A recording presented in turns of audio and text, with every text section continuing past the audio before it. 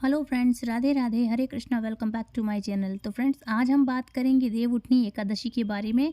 क्या पालन करना चाहिए, कौन से नियम है इस तिथि में, क्या करें क्या ना करें, संपूर्ण जानकारी आपको दूंगी। साथ ही अगली वीडियो में बताऊंगी आपको इसकी कथा के बारे में। यदि अभी सुनना हो तो प्लीज़ कमेंट ज़रूर करिएगा। तो मनुष्य को एकादशी के दिन कभी भी अन्न ग्रहण नहीं करना चाहिए, मतलब भोजन नहीं करना चाहिए एकादशी के दिन। हमारे वैदिक ग्रंथों में अनेक स्थानों पर इस बात का उच्चारण किया गया है कि एकादशी तिथि में व्रत में कभी भी अन्न का स्वीकार, मतलब अन्न नहीं खाना चाहिए, अन्न स्वीकार नहीं करना चाहिए। प्रत्येक व्यक्ति को एकादशी का श्रद्धा और नियम पूर्वक पालन करना चाहिए और इस दिन अन्न का त्याग करना चाहिए। लेकिन ऐसा क्यों है, तो इसका जवाब हमें मिल गया है। और नारद पुराण में जहाँ बताया गया है कि कानी छा पापानी ब्रह्म हत्या समानी चा अनम अश्रित तितिष्ठति संप्राप्ति हरिवासरे तानि पापानि आवास तनि भुज जानो हरिवासरे। यानी कि इसका मतलब क्या है? मतलब इसका है कि हरिवासर अर्थात एकादशी आने पर ब्रह्म हत्या इत्यादि जैसे सभी पाप अन्न होता है ना, जो जिसको हम अन्न बोलते हैं, अन्न में समाविष्ट होते हैं, अन्न में समाहित होते हैं। इसलिए हरिवासर में अन्न युक्त भोजन करने से यह सभी पाप उस व्यक्ति को मिल जाते हैं जो भोजन करता है। यह कारण है कि एकादशी के दिन हम अन्न का त्याग करते हैं। लेकिन अब देखिए, सभी मनुष्यों के लिए एकादशी के दिन संपूर्ण निर्जल या फिर सिर्फ फल के, मतलब जो सिर्फ फल के ऊपर व्रत करके रहना चाहता है, मतलब सिर्फ फल फ्रूट्स वगैरह खाएंगे, तो एकादशी का व्रत करना संभव नहीं हो पाता है। जैसे सिर्फ फल फ्रूट्स खा रहे हैं या निर्जल रह रहे हैं, तो ऐसा संभव नहीं हो पाता है। अगर आप में से कोई लोग हमें प्रश्न करते हैं कि इस बार देवउठनी एकादशी आ रही है और एकादशी में हमें क्या खाना चाहिए और क्या नहीं खाना चाहिए, बहुत से कमेंट्स में मैंने बहुत सी वीडियो में देखा है। तो मैं आपको बता दूं, वैसे काफ़ी सारे लोगों के अंदर ये उथल पुथल रहती है कि ये सब साल की सबसे बड़ी एकादशी होती है, तो इसमें क्या करना चाहिए। तो सारी जानकारी दूंगी, बस हमारे साथ हमारी वीडियो में बने रहें। तो जैसा कि आप सब जानते हैं कि इस बार देवउठनी एकादशी आ रही है 12 नवंबर 2024 को, दिन मंगलवार के दिन चातुर्मास की और कार्तिक मास की यह अंतिम एकादशी है और यह अत्यंत पवित्र और पुण्य फलदायक एकादशी है।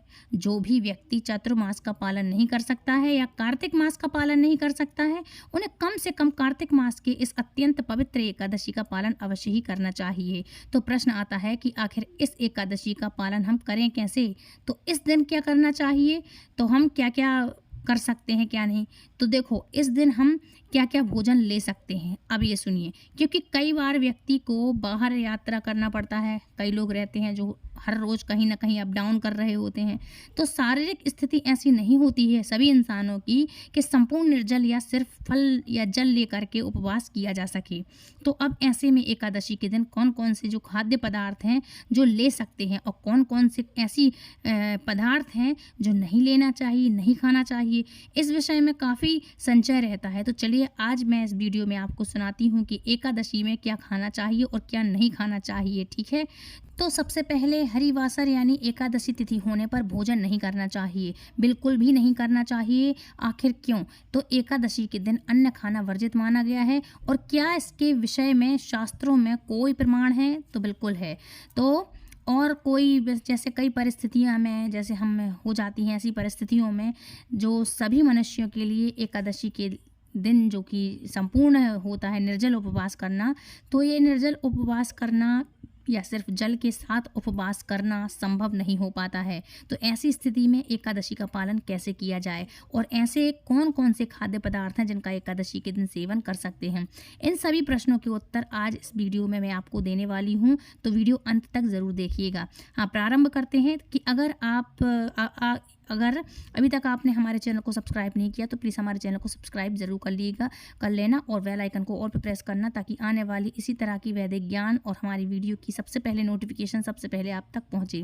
तो प्रारंभ करते हैं। तो अनेक स्थान पर मतलब यह बात कही गई है कि एकादशी के दिन व्यक्ति को अन्न युक्त भोजन कदापि नहीं करना चाहिए। नारद पुराण में कहा गया है मतलब ये संस्कृत में कुछ ऐसे वर्ड कहे गए हैं कि यानी कानी चा पापानी ब्रह्म हत्या समानी चा अन्न मिततता संप्राप्ति हरिवासरे तानी पापानी अपाप नोते भा जानो हरिवासरे, अर्थात हरिवासर यानी एकादशी आने पर ब्रह्म हत्या इत्यादि जैसे समस्त पाप अन्न में समाहित होते हैं और हरिवासर में अन्न युक्त भोजन करने से यह पाप व्यक्ति को लग जाते हैं। इसीलिए इस तरह से आपको भोजन नहीं करना चाहिए। ठीक है।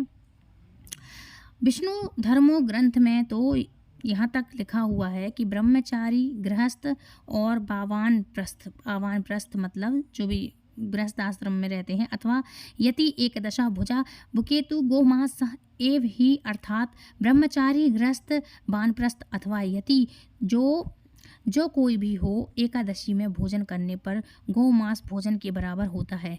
तो यह तो सिर्फ कुछ संदर्भ में है जो हमने अभी आपको बताए हैं। इस प्रकार के हमारे शास्त्रों में अनेक स्थानों पर प्रमाण मिलते हैं जिसमें एकादशी तिथि के दिन किसी भी प्रकार का अन्न भोजन नहीं करना चाहिए। अन्न लेने से कहा गया है कि 8 वर्ष की आयु से लेकर के 80 वर्ष की आयु में सभी मनुष्य को अपनी क्षमता के अनुसार एकादशी का व्रत अवश्य करना चाहिए। अब देखिए एकादशी उपवास के कई प्रकार हैं। तो पहला है संपूर्ण निर्जल उपवास। जो व्यक्ति निर्जल उपवास रखते हैं वे एकादशी के दिन संपूर्ण जल और अन्न का त्याग करते हैं। उस दिन वे पानी की एक बूंद भी नहीं ग्रहण करते हैं। दूसरा प्रकार है सजल उपवास, यानी एकादशी के दिन सिर्फ जल पी करके उपवास रखना होता है। जल के सिवा और कुछ भी ना खाना और ना ही पीना होता है। तीसरा उपवास होता है सफल उपवास, यानी कि जो व्यक्ति इस प्रकार का उपवास करते हैं वे एकादशी के दिन 1 या 2 बार जल दूध फल ले सकते हैं। चौथे प्रकार का उपवास आता है एकादशी प्रसाद युक्त उपवास, अर्थात एकादशी के दिन जो चीज़ें खाई जा सकती हैं उनमें बना भोजन प्रसाद लेकर आप ग्रहण कर सकते हैं श्री हरि विष्णु को भोग लगाकर। ठीक है। तो निर्जल और सजल उपवास अत्यंत कठिन है और यह सभी के लिए हर एकादशी पर करना असंभव होता है। हर कोई एकदम से नहीं कर सकता है कि आप निर्जल या फिर किसी भी तरह का इस तरह का निर्जल उपवास कर लें। तो अधिकतर लोग एकादशी का उपवास सफल और एकादशी प्रसाद के साथ ही करते हैं। यह उपवास करने से भी आपको एकादशी का संपूर्ण फल ही मिलता है और लेकिन किसी भी स्थिति में एकादशी के दिन किसी को भी अन्न नहीं खाना चाहिए। तो चलिए अब देखते हैं कि एकादशी के दिन क्या क्या ऐसी चीज़ें हैं जो आपको नहीं खाना चाहिए। तो सबसे पहले एकादशी तिथि में वर्जित पदार्थ है जैसे कि गेहूँ, चावल, दलिया, हर प्रकार की दाल, मैदा, बाजरा, मक्का, रागी, ज्वार, उड़द और इस प्रकार का कोई भी अनाज है जो अन्न होता है उसको, इसके अलावा अन्न युक्त तेल जैसे कि कहते हैं ना कि किसका सोयाबीन का तेल होता है, सनफ्लावर का तेल होता है, तिली का तेल होता है, सरसों का तेल, ये अन्न कहलाते हैं। इन्हीं के क्या निकलते हैं तेल, तो उसको बोलते हैं अन्न युक्त तेल। इनका भी आपको उपयोग एकादशी में नहीं करना चाहिए। ठीक है, ये आप नहीं कर सकते। जैसे कि सरसों का तेल, मक्के का तेल है ना, इस तरह से। हाँ, मूंगफली का तेल आप इस्तेमाल कर सकते हैं। आपको क्या नहीं करना है प्रयोग में, जैसे कि हींग, राई, सरसों, इमली, सौंफ, तिल, अजवाइन, खसखस, हल्दी, मेथी, कलौंजी और बाहर से लिया हो कोई भी सब्जी का मसाला या गरम मसाला, बेकिंग पाउडर, कस्टर्ड पाउडर होता है ना, और इत्यादि। इन सब चीज़ों से बने हुए पदार्थ आपको नहीं लेना चाहिए और ना ही आपको मार्केट से खरीद कर ला के खाना चाहिए। जैसे कि bread, biscuits, snacks, jelly, pudding, papad और अचार, सोया से बने हुए पदार्थ, कस्टर्ड, चीज़, पैकेट्स वाले नाश्ते, बेकरी आइटम्स इत्यादि। ये सब्जियों में ये सब चीज़ें आपको नहीं खाना चाहिए। सब्जियां भी ऐसी हैं जिनका उपयोग आप आज के दिन नहीं कर सकते हैं।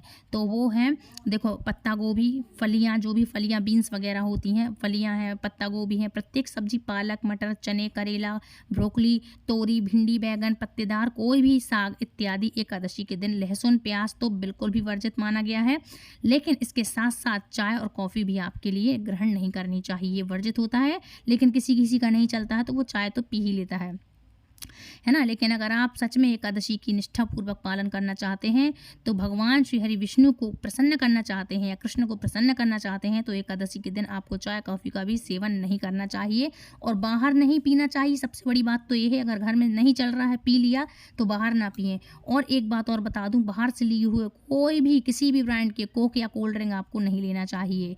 इसमें सोडा होता है और कहीं ना कहीं थोड़ा सा सल्फेट और नमक ज़रूर होता है। है ना। तो ये बाहर की चीज़ें, पदार्थ जो ऐसे हैं, ये आपको व्रत वाले दिन नहीं लेना चाहिए बाहर के। और जूस वगैरह भी आप बाहर का ना लें, क्योंकि बाहर का भी जूस ठीक नहीं होता है, पता नहीं किसके कैसे हाथ लगे होते हैं। यदि आप शुद्ध जूस निकाल के पिएं तो आप पी सकते हैं घर का। अच्छा, आप सोच रहे होंगे अरे बाप रे, एकादशी के दिन इतने सारी चीज़ें हैं, अब हम इसमें इस दिन खाएं तो खाएं क्या, ये तो पूरा निर्जल हो गया। तो आपके लिए मैं ये लिस्ट भी एकादशी की बता रही हूँ, जो चीज़ें हैं खाने वाली, ठीक है। तो जो आप खा सकते हैं वो मैं आपके लिए बता दे रही हूँ, ठीक है। तो सबसे पहले आप खा सकते हैं, आटा ले सकते हैं, जैसे कि राजगिरे का आटा, है ना, सिंघाड़े का आटा, कुट्टू का आटा। एकादशी उपवास में आप साबूदाना ले सकते हैं, सामक के चावल ले सकते हैं, राजगिरा भी ले सकते हैं। सब्जियां जैसे कि आलू, शकरकंदी, टमाटर, अदरक, हरी मिर्च, नींबू, नारियल, खीरा, गाजर, कद्दू, पेठा, कच्चा पपीता, है ना, कटहल इत्यादि, ये सब चीज़ें आप ले सकते हैं। मसालों में आप सेंधा नमक, काली मिर्च, लाल मिर्च, जीरा, दालचीनी, हरी मिर्च, इलायची इत्यादि, आप इन सब चीज़ों का उपयोग कर सकते हैं। और आप पता है कि भारतीय व्यंजनों में इन्हीं सब चीज़ों से हजारों प्रकार के पकवान बन जाते हैं। तो आप इस तरह से कोई भी पकवान बना सकते हैं इन सब चीज़ों से, ठीक है। सूखे मेवों में तो आप कुछ भी ले सकते हैं, लेकिन जैसे कि बादाम, काजू, किशमिश, पिस्ता, अखरोट, खजूर, मखाना, मिश्री इत्यादि। इसके उपरांत इस प्रकार के फल भी एकादशी के दिन आप किसी भी प्रकार के फल आप ग्रहण कर सकते हैं। अच्छा, एकादशी का भोजन बनाने के लिए सिर्फ घी का प्रयोग किया तो बहुत अच्छा है, लेकिन अगर आप संभव ना हो, अगर घी का यदि आप भोजन बनाएं तो आप मूंगफली का तेल यूज़ करिएगा और सनफ्लावर तेल का उपयोग आप कर सकते हैं। लेकिन एक बात का हमेशा ध्यान रखिए कि एकादशी प्रसाद बनाने के लिए आप पहले से यूज़ किए तेल का आप ना करें इस्तेमाल, कि एक बार आपने कर लिया और फिर से आपको करना है, इस तरह से ना करें, ठीक है। कि आपने एक बार आपने उसमें कुछ भूंज लिया, रख दिया ढक के, फिर शाम को उसका प्रसाद बनाया और भोग लगा दिया, तो इस तरह से आप नहीं करेंगे। तो चलिए अब चलते हैं एकादशी की कथा की ओर। कार्तिक माह के शुक्ल पक्ष की एकादशी को देवउठनी एकादशी, देवोत्थान एकादशी, देवउठनी ग्यारस, प्रमोदनी एकादशी आदि नामों से जाना जाता है। इस दिन श्री हरि विष्णु की निद्रा से जागते हैं, इनकी नींद से इनको जगाते हैं, और यहाँ हम फिर भगवान को जगाने के बाद श्री हरि विष्णु का पूजन करते हैं, स्वच्छ वस्त्र धारण कराते हैं, अपने कर्मों से पहले निवृत्त हो जाएं। ये मैं शॉर्ट्स में बता रही। इनकी पूजन करने के बाद अभिषेक करते हैं, उनको मौसमी फल चढ़ाते हैं, पीले वस्त्र अर्पण करते हैं, और सबसे इम्पोर्टेंट इनको तुलसी दल अर्पण करते हैं। तुलसी दल आपको एक दिन पहले तोड़ लेना चाहिए। इस दिन आपको तुलसी दल एकादशी वाले दिन ना छूना चाहिए और ना उनमें जल चढ़ाना चाहिए तुलसी माँ में। और इनकी पूजा जरूर से करें, और श्री हरि विष्णु की घी के दिए से आरती उतारें, और अंत में प्रसाद सबको वितरण करें जो आप भोग लगाएंगे। आप करते हैं कथा की बात। तो एक राजा के राज्य में सभी लोग एकादशी का व्रत रखते थे। प्रजा तथा नौकर चाकरों से लेकर पशुओं तक को एकादशी के दिन अन्न नहीं दिया जाता था। एक दिन किसी दूसरे राज्य का एक व्यक्ति राजा के पास आकर बोला, महाराज कृपा करके मुझे नौकरी पर रख लें। तब राजा ने उसके सबके सामने एक शर्त रखी कि ठीक है, रख तो लेंगे, किंतु रोज तुम्हारे खाने को सब कुछ मिलेगा, लेकिन एकादशी को अन्न आपको नहीं मिलेगा। उस व्यक्ति ने उस समय हाँ कर दी, पर एकादशी के दिन जब उसे फलाहार का सामान दिया गया तो वह राजा के सामने जाकर गिड़गिड़ाने लगा कि महाराज, इससे मेरा पेट नहीं भरेगा, मैं भूखा ही मर जाऊंगा, मुझे अन्न दे दो। राजा ने उसे शर्त की बात याद दिलाई, पर वह अन्न छोड़ने को राजी नहीं हुआ। तब राजा ने उसे आटा, दाल, चावल आदि दिए। वह नित्य की तरह नदी पर पहुंचा और वहां जाकर के स्नान करके भोजन पकाने लगा। जब भोजन बन गया तो वह भगवान को बुलाने लगा, आओ भगवान, भोजन तैयार है। इसके बाद बुलाने पर पीताम्बर धारण किए भगवान चतुर्भुज रूप में आ पहुंचे तथा प्रेम से उसके साथ भोजन करने लगे। भोजन आदि करके भगवान अंतर्ध्यान हो गए तथा वह अपने काम पर चला गया। 15 दिन बाद अगली एकादशी को वह राजा से कहने लगा कि महाराज, मुझे दोगुना सामान दीजिएगा। उस दिन तो मैं भूखा ही रह गया। राजा ने कारण पूछा तो उसने बताया कि हमारे साथ भगवान भी खाते हैं, इसलिए हम दोनों के लिए ही ये सामान पूरा नहीं होता। यह सुनकर राजा को बड़ा आश्चर्य हुआ। वह बोला, मैं नहीं मान सकता कि भगवान तुम्हारे साथ खाना खाते हैं। मैं तो इतना सब व्रत पूजा पाठ करता हूँ, पर भगवान ने मुझे कभी दर्शन नहीं दिए। राजा की बात सुनकर वह बोला, महाराज यदि विश्वास ना हो तो साथ चलकर देख लें।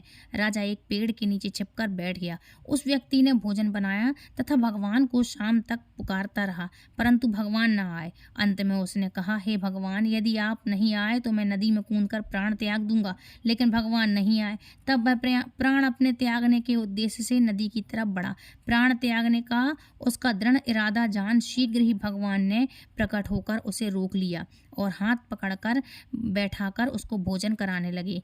खा पीकर वे उसे अपने विमान में बैठाकर अपने धाम ले गए। यह देख राजा ने सोचा कि व्रत उपवास से तब तक कोई फायदा नहीं है, कोई फल नहीं मिलता है जब तक मन शुद्ध ना हो। इससे राजा को ज्ञान मिला कि वह भी मन से व्रत उपवास करने लगा और अंत में स्वर्ग को प्राप्त हुआ।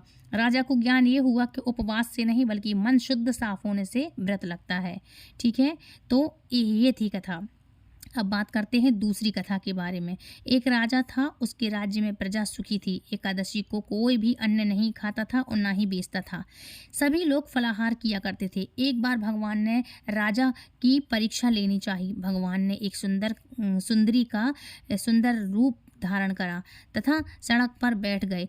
तभी राजा उधर से निकला और सुंदरी को देख चकित रह गया। उसने पूछा, हे सुंदरी, तुम कौन हो और इस तरह यहाँ क्यों बैठी हो? तब सुंदर स्त्री बने भगवान बोले, मैं निराश्रिता हूँ। नगर में मेरा कोई जानना पहचान वाला कोई नहीं है। किससे सहायता मांगू? राजा उसके रूप पर मोहित हो गया था। वह बोला, तुम मेरे महल में चलकर मेरी रानी बनकर रहो। सुंदरी बोली, मैं तुम्हारी बात मानूंगी, पर तुम्हें राज्य का अधिकार मुझे सौंपना होगा। राज्य पर मेरा पूर्ण अधिकार होगा। मैं जो भी बनाऊंगी तुम्हें खाना होगा। राजा उसके रूप पर मोहित था, अतः उसने उसकी सभी शर्तें स्वीकार कर ली। अगले दिन एकादशी थी। रानी ने हुक्म दिया कि बाजारों में अन्य दिनों की तरह अन्न बेचा जाए। उसने घर से मांस, मछली आदि जो चीज़ें होती हैं पकवाए तथा परोसकर राजा से खाने के लिए कहा। यह देखकर राजा बोला, रानी, आज एकादशी है, मैं तो केवल फलाहार ही करूँगा। तब रानी ने शर्त की याद दिला दी और बोली, या तो खाना खाओ, नहीं तो बड़े राजकुमार का सिर काट लूँगी। राजा ने अपनी स्थिति बड़ी रानी से कही तो बड़ी रानी बोली, महाराज, धर्म ना छोड़े, बड़े राजकुमार का सिर कटने दें।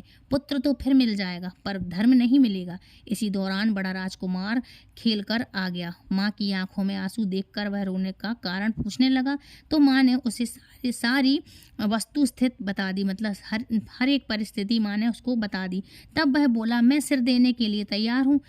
पिताजी के धर्म की रक्षा होगी, जरूर होगी। राजा दुखी मन से राजकुमार का सिर देने को तैयार हुआ तो रानी के रूप से भगवान विष्णु ने प्रकट होकर असली बात बताई। राजन, तुम इस कठिन परीक्षा में पास हुए। भगवान ने प्रसन्न मन से राजा से वर मांगने को कहा तो राजा बोला, आपका दिया सब कुछ है, हमारा उद्धार करें। उसी समय वहां एक विमान उतरा।